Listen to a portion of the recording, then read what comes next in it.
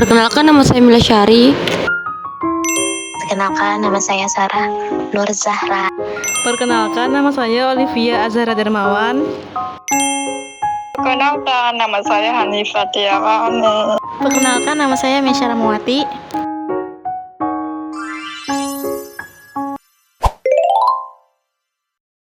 Pengertian: perusahaan dagang adalah perusahaan yang kegiatan utamanya membeli dan menjual kembali barang dagangan tanpa mengubah bentuk atau menambahkan nilai secara signifikan, yang dimana artinya perusahaan ini tidak memproduksi barang sendiri tetapi memperoleh keuntungan dari selisih antara harga jual dan harga beli barang. Ciri-cirinya adalah: 1. Kegiatan utamanya adalah membeli barang dari pemasok dan menjualnya kembali kepada konsumen. 2. Memiliki persediaan barang dagang yang dicatat dalam laporan keuangan. 3. Menghasilkan pendapatan dari penjualan dan menanggung biaya pembelian, ongkos kirim, dan biaya penjualan.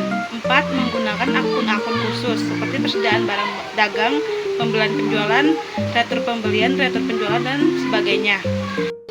Contoh: supermarket, minimarket, toko kelontong, toko pakaian, toko elektronik, toko buku, distributor, dan agen penjualan barang.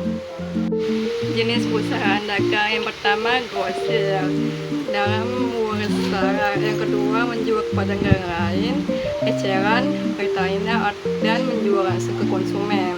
Tujuan perusahaan dagang yang pertama adalah mencari keuntungan, yang kedua menyediakan barang, yang ketiga membantu kegiatan ekonomi.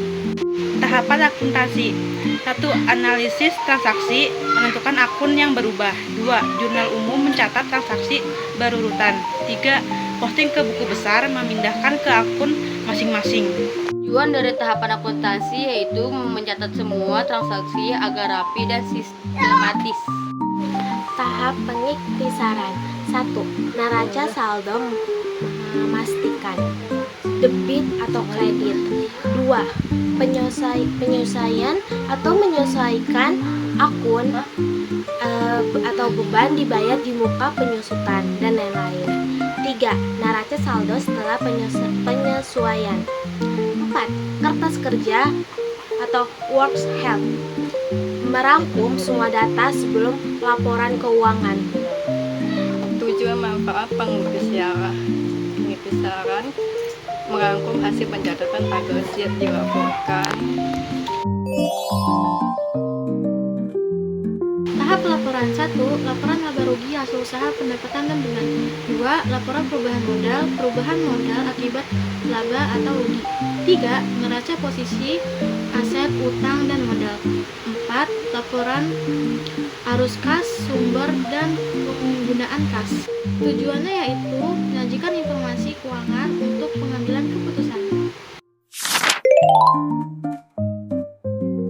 Teori uang memiliki 3 fungsi utama, yaitu sebagai alat tukar, yang dimana memungkinkan kita membeli barang dan jasa tanpa harus barter langsung.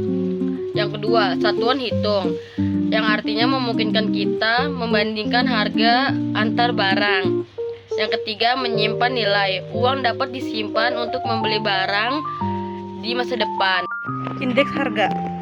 Indeks harga adalah perbandingan antara harga rata-rata pada tahun yang dihitung dan harga rata-rata pada tahun dasar. Indeks harga digunakan untuk mengukur inflasi dan perubahan harga barang dan jasa. Jenis indeks harga: indeks harga konsumen atau IHK, mengukur perubahan harga barang dan jasa yang dikonsumsi rumah tangga. Indeks harga grosir, mengukur perubahan harga barang di tingkat grosir. Inflasi. Inflasi adalah proses kenaikan harga barang dan jasa secara umum dan berlangsung terus-menerus dalam jangka waktu tertentu. Penyebab inflasi adalah kenaikan permintaan atau demand pull inflation, kenaikan biaya produksi, cost push inflation, inflasi dari luar negeri. Dampak inflasi: menurunkan nilai uang, mengurangi daya beli masyarakat, meningkatkan biaya hidup Metode agregatif sederhana. Menghitung indeks harga dengan cara menjumlahkan harga barang dan jasa pada tahun yang dihitung dan tahun dasar.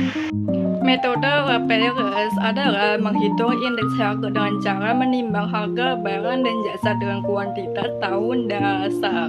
Metode PASCE, yang dimana menghitung indeks harga dengan cara menimbangkan harga barang dan jasa dengan kuantitas tahun yang dihitung-hitung. Fungsi uang. Fungsi asli 1. Alat tukar, medium of exchange, mempermudah transaksi tanpa barter. 2. Satuan hitung, unit of account, menilai harga barang dan jasa. 3. Penyimpan, nilai, store of value, menyimpan daya beli untuk masa depan. 4. Alat pembayaran utang, standard of deferred payment, digunakan untuk membayar utang di masa depan. Tujuan indeks harga mengukur tingkat inflasi atau deflasi, menilai daya beli masyarakat, membandingkan keadaan ekonomi antar waktu sebagai dasar kebijakan ekonomi pemerintah. Jenis indeks harga. Yang pertama ada indeks harga konsumen, IHK konsumen, mengukur harga barang atau jasa yang dibeli. 2. Indeks harga perdagangan besar, IHPB, harga pada tingkat grosir.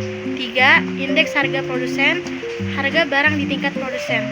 Inflasi terbagi menjadi 4 jenis. Yang pertama adalah inflasi ringan. Inflasi ringan adalah kenaikan harga di bawah 10% per tahun. Kedua, inflasi sedang, kenaikan harga antara 10% hingga 30% per tahun yang mulai memengaruhi daya beli masyarakat. Yang ketiga, inflasi berat, kenaikan harga antara 30% hingga 100% per tahun.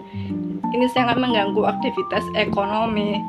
Dan yang keempat, hiperinflasi, kenaikan harga di atas 100% per tahun, sangat parah dan sulit dikendalikan.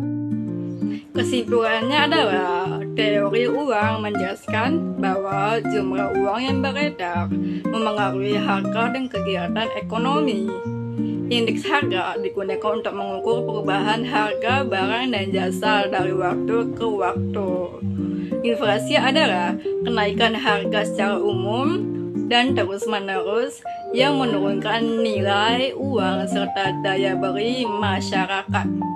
Ketiganya saling berkaitan karena inflasi dapat terjadi akibat jumlah uang beredar meningkat yang terlihat melalui perubahan indeks harga.